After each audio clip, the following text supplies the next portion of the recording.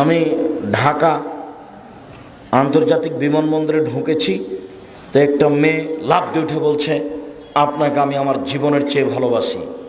কেন? আমার পরিবর্তন আপনার বক্তব্য হয়েছে। তাহলে এত কঠিন কথা তুমি শুনতে পারো? তখন বলছে, কঠিন নয়, সত্য কথা। বলছে, আব্দুল রাজ্জাক সাহেব যা বলছেন তা খুব ঠিক, তবে মানা যাবে না। মানা যাবে না তো কি পশু প্রাণী মানবে নাকি? না মানুষই মানবে? মানুষই মানবে। আল্লাহ কি আমাদেরকে বললেন যে পশু প্রাণী? আমাদেরকে বলেননি, বললেন যে পশুর মতো। আমার খুব ভালো মনে আছে, আমার আব্বা কৃষক মানুষ, জমি চাষ করার পরে যখন গরু ছেড়ে দিত, তখন গরু নিয়ে আমরা মাঠে থাকতাম।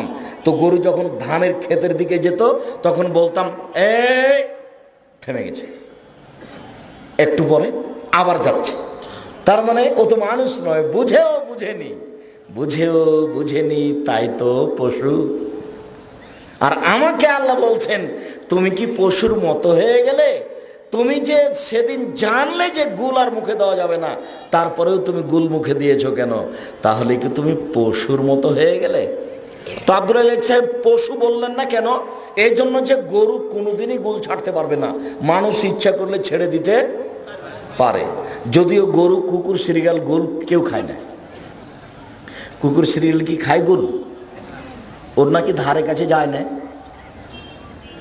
ওটা নাকি খুব খারাপ, সেটা নাকি আপনি খান। আর কোনোদিন বিড়ি মুখে দিবেন না, আর কোনোদিন সিগারেট মুখে দিবেন না। তওবা করে উঠবেন এখানে, আস্তাগফিরুল্লাহ ওয়া আতুবু ইলাইহি, আল্লাহর কাছে ক্ষমা ভিক্ষে চাই, তার নিকট ফিরে যেতে চাই। আমি তার নিকট ক্ষমা ভিক্ষে চাই, তার নিকট ফিরে যেতে চাই। রব্বিগফির ওয়ারহাম আনতা খায়রুর রাহিমিন, তুমি দয়া করো, তুমি ক্ষমা করো, তুমি যে বড় দয়াবান, তুমি যে বড় ক্ষমাবান। সম্মানিত দিনী ভাই বোন, রাসূল সাল্লাল্লাহু আলাইহি সাল্লাম জোরালো আদেশ করেছেন, আল্লাহ তাআলা জোরালো আদেশ করেছেন, মোহর দিয়ে বিবাহ করতে হবে, টাকা নিয়ে নয়। যৌতুক চিরদিনের জন্য হারাম, টাকা দিয়ে বিবাহ করতে হবে, টাকা নিয়ে নয়। যৌতুক চিরদিনের জন্য হারাম। আমার ওই কথা মনে রাখতে হবে যে ভিক্ষা করা টাকা দিয়ে চাউল কিনে ভাত খেয়ে ইবাদত কবুল হবে, ভিক্ষা করা টাকা দিয়ে চাউল কিনে ভাত খেয়ে ইবাদত কবুল হবে। শ্বশুরের কাছে যৌতুক নিয়ে ওই টাকা দিয়ে চাউল কিনে ভাত খেয়ে ইবাদত কবুল হবে না। দেখি কোন মায়ের বেটা কথা উল্টে দিতে পারে। যৌতুকের টাকা দিয়ে চাউল কিনে ভাত খেলে ইবাদত কবুল হবে না। যৌতুকের টাকা হারাম। আল্লাহ তাআলা টাকা দিয়ে বিবাহ করতে বলছেন, টাকা নিয়ে নয়।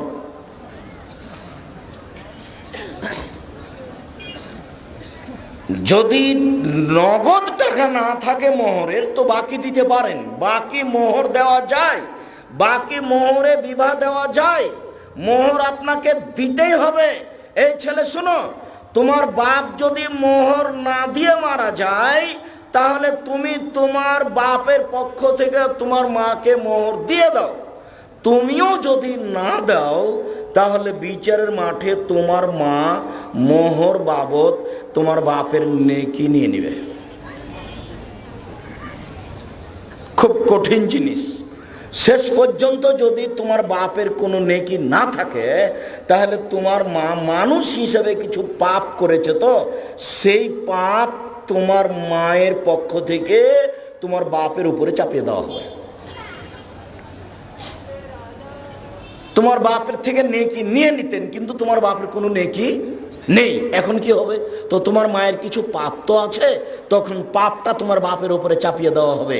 এর নাম বিচার। আহাক্য শরুতিন, মানুষের জীবনে যেটা সবচেয়ে গুরুত্বপূর্ণ শর্ত, যা পূর্ণ করতে হয়। মানুষের জীবনে যেটা সবচেয়ে গুরুত্বপূর্ণ শর্ত, যা পূর্ণ করতে হয়। মানুষের জীবনে যেটা সবচেয়ে গুরুত্বপূর্ণ শর্ত, যা পূর্ণ করতে হয়, তা হলো মোহর দিয়ে দেওয়া। আগামীকাল সন্ধ্যা হতে হতে মোহর দিয়ে দিবেন। আগামীকাল রবিবার, রেস্টির দিন আছে, কিছু জমি রেস্টি করে দেন তার নামে। যদি আমি বলেছি নগদ মোহর দিয়ে দেন, তাহলে আপনার স্ত্রী নিজে কিছু খাবে, দু একটা ফকিরকে টাকা দিবে, তাহলে কিছু নেকি হবে। 10 শতক জমি দিয়ে দিয়েছেন, জমির কিছুই হলো না। শেষ পর্যন্ত যখন মরে গেল, তখন ছেলেরা ভাগ নিয়ে নিল, মেয়েরা ভাগ করে নিল, ওটা নিবে। স্ত্রীকে কিছু টাকা দেন, ও যদি নিমগাছি মাদ্রাসায় 10টা টাকা দেয় তো 10টা টাকার বিনিময়ে জান্নাত হতে পারে। আমি বলেছি পতিতালয়ের মহিলা যদি কুকুরকে পানি পান করে জান্নাত পেতে পারে, পতিতালয়ের মহিলা যদি কুকুরকে পানি পান করে জান্নাত পেতে পারে, তাহলে নিমগাছি কওমি বেসরকারি খারিজি মাদ্রাসা একমাত্র আল্লাহকে সন্তুষ্ট করার জন্য গড়ে যাওয়া হচ্ছে। এই মাদ্রাসায় কেউ যদি 10 টাকা দান করে আল্লাহকে সন্তুষ্ট করার জন্য, এর বিনিময়ে তার জান্নাত হতে পারে। এ কথাই ঠিক। এবাদতের জগতে সবচেয়ে শক্তিশালী পাওয়ারফুল এবাদত হলো দান। এবাদতের জগতে সবচেয়ে শক্তিশালী পাওয়ারফুল ক্ষমতাধর এবাদত হলো দান। দানের মতো কোনো শক্তিশালী এবাদত নেই। আল্লাহকে সন্তুষ্ট করার সবচেয়ে বড় মাধ্যম হলো সিয়াম, রোজা। আর আল্লাহকে সবচেয়ে বেশি ডাকার মাধ্যম হলো সলাৎ। সলাৎ দিয়ে আল্লাহকে যত ডাকা যায় আর কোনো ইবাদত দিয়ে আল্লাহকে তত ডাকা যায় না। তবে আল্লাহকে সন্তুষ্ট করার, খুশি করার সবচেয়ে বড় মাধ্যম হচ্ছে এক ফোঁটা চোখের পানি। এক ফোঁটা চোখের পানি দিয়ে আল্লাহকে যত খুশি করা যায় আর কোনো কিছু দিয়ে আল্লাহকে তত খুশি করা যায় না। মুহাম্মদ সাল্লাল্লাহু আলাইহি সাল্লাম বলেন, গাভীর বাঁট ওলান থেকে দুধ বের করে ভিতরে ঢোকানো যায় না, যেমন আল্লাহর ভয়ে কাঁদে যে সে জাহান্নামে যাবে না, তেমন গাভীর বাঁট ওলান থেকে চাপ দিয়ে দুধ বের করে ভিতরে ঢোকানো যায় না, যেমন আল্লাহর ভয়ে কাঁদে যে সে জাহান্নামে যাবে না, তেমন এ কথা মুহাম্মদ সাল্লাল্লাহু আলাইহি সাল্লাম বলেন। সম্মানিত দ্বীনি ভাই বোন, আপনাকে আমি বলতে চাচ্ছি যে এক ফোঁটা চোখের পানি যতই দামি হোক না কেন, দানের মতো শক্তিশালী ইবাদত নয়। সালাত যত বড় ইবাদত হোক না কেন, দানের মতো শক্তিশালী ইবাদত নয়। সিয়াম, রোজা যত বড় দামি ইবাদত হোক না কেন, দানের মতো শক্তিশালী কোনো ইবাদত নেই। আপনার মায়ের নামে দান করলেন, আপনার মায়ের কবরে শাস্তি হচ্ছিল, দান করার সাথে সাথে ওটা বন্ধ হয়ে যাবে। এ কথা মুহাম্মদ সাল্লাল্লাহু আলাইহি সাল্লাম বলেন, এটা আমি বলিনি। তিনি বলেছেন দানের পাওয়ার ক্ষমতা দেখাতে গিয়ে যে ইন্না সাদকাতা লা তুদফিউল খাতিয়াতা কামা ইদফিউল মাউন নারা, নিশ্চয় দান মানুষের পাপকে মিটিয়ে দিতে পারে, পানি যেমন আগুনকে নিভিয়ে দিতে পারে।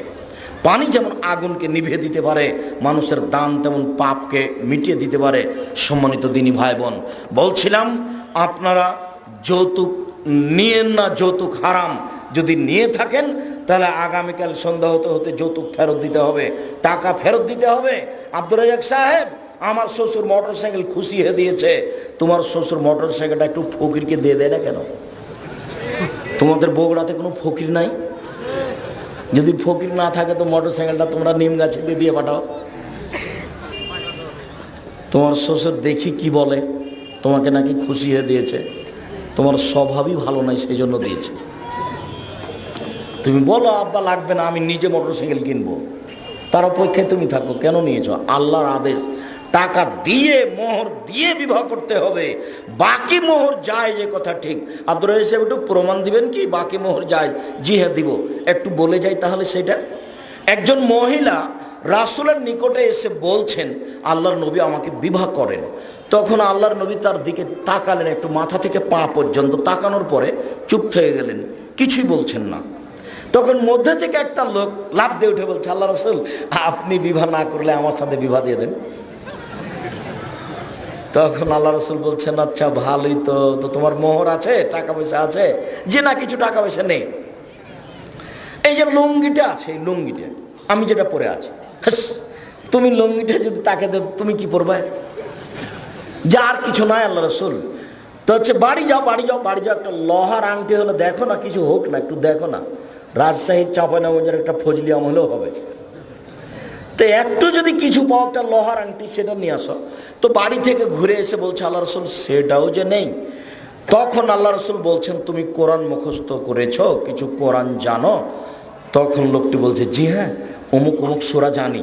তখন আল্লাহ রাসূল বললেন, আচ্ছা ঠিক, এর বিনিময়ে আমি বিবাহ দিয়ে দিলাম, তুমি এইগুলি তাকে শিখিয়ে দিবে। তো এখনই শিখিয়ে দিবেন না পরে দিবেন? একদিনই শিখানো যাবে? এই দেখেন, আমরা এই হাদিস দিয়ে পেশ করেছি, বাকি মোহর চলে।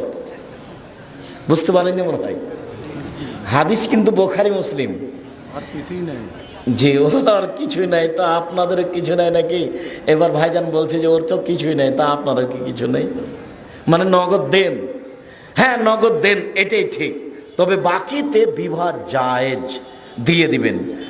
আপনার আব্বা যদি না দিয়ে থাকেন তাহলে আপনি দিয়ে দিবেন, জরুরি বাপের পক্ষ থেকে। যদি আপনিও না দেন তাহলে বিচারের মাঠে আপনার মা আপনার বাপের নেকি নিয়ে নেবে। মোহর খুব গুরুত্বপূর্ণ, জোরালো জিনিস, আর এটা ঋণের মতো খুব কঠিন।